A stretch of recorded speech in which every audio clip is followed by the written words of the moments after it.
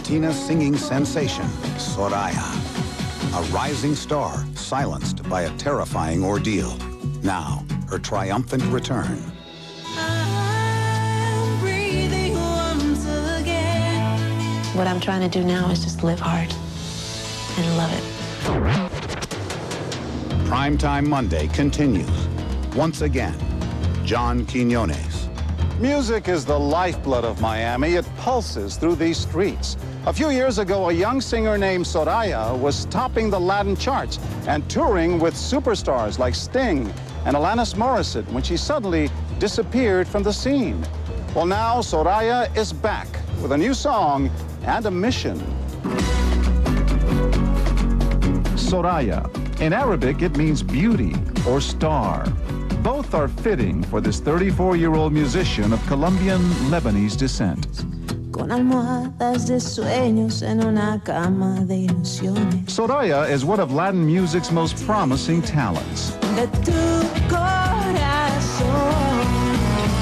Born in New Jersey and raised in Colombia, her music reflects a life spent between two countries, two languages, and two cultures.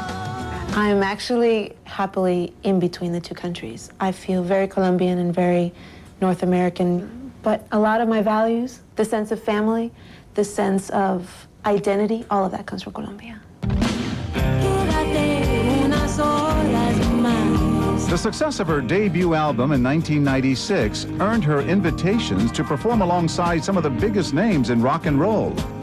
She opened up for Sting, she opened up for Alanis Morissette. She could sing in English and Spanish, so she could sit on a stage with this kind of a crowd, which is an international crowd, and sing in their language, which is really important. She had 3 hits in 3 years, and with that, the beginnings of fame and fortune. But then, during a routine self-exam, Soraya discovers a lump under her arm. Tell me about that day, June 5th, the year 2000. What did the doctor say? After doing a couple of biopsies right there, we did a couple of tests, he asked me some questions, and I found out that I had stage 3 breast cancer. What goes through your mind? A lot of things. I mean, fear, obviously, that was the first thing. Shock. I was 31 years old at the time, so I was just in a state of absolute, my life had just been turned upside down. It wasn't the first time her life had been turned upside down. Breast cancer has had a devastating impact on Soraya's family. Her grandmother, aunt, and her mother all died from the disease. My mother, when she was going through treatment, taught me all these wonderful lessons in life that really helped me, especially at that moment in time. And the most important lesson? To ask yourself the question, what defines who you are? Because if you are defined by being the wife of, or by your career, or if you're defined by your physical appearance, by what you have, all those things change. You have to look inwards to find out what you're really made of. The next few months would test Soraya's emotional and physical resolve. Her treatment program was so aggressive, so debilitating, she was often too weak to leave the house. I'm in tune. My musicians would come over and we'd have jam sessions in my living room.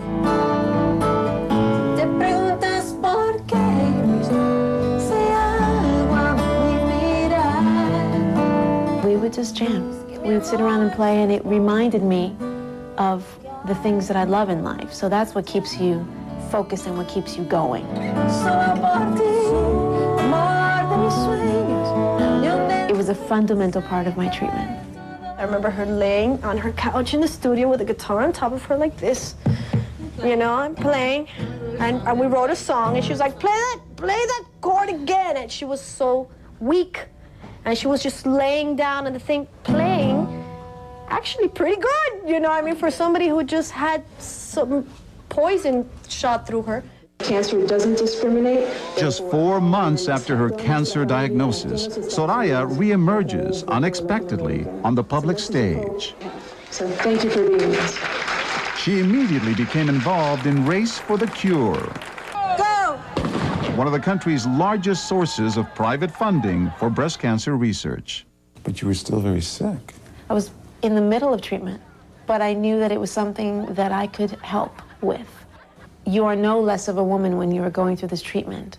And if I were to have shied away from cameras, I'd be buying into that theory. Soraya makes a decision to use her celebrity to help build breast cancer awareness in the Latino community, where it remains the leading cause of cancer death among women. Oftentimes the diagnoses are so advanced that the survival rate is lower. Not because there's anything genetically different about Latina women, it's just the diagnosis is later on. Women don't want to know about it, they'd rather ignore it because all they've known are really sad endings. 10 months ago, she returned to the recording studio for the first time in more than 2 years. All for you, it's all for this moment. I hold on to every second like a lifetime stolen. The result, her 4th CD, a collection of the most personal songs she's ever written, self-titled, Soraya.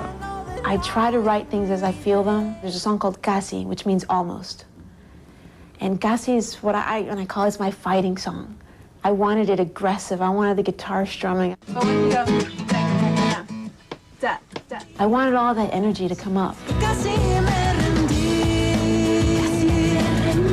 hasta que pensé en ti.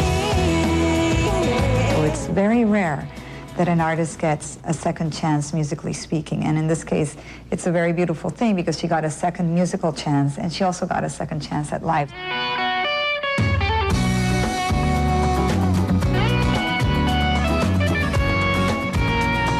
I didn't want to make a record that was a breast cancer survivor record. I wanted to make a record written, and I produced it as well, by a strong woman who's lived hard at times, but a woman who's a fighter. Cada mentira un perdón, cada silencio una canción.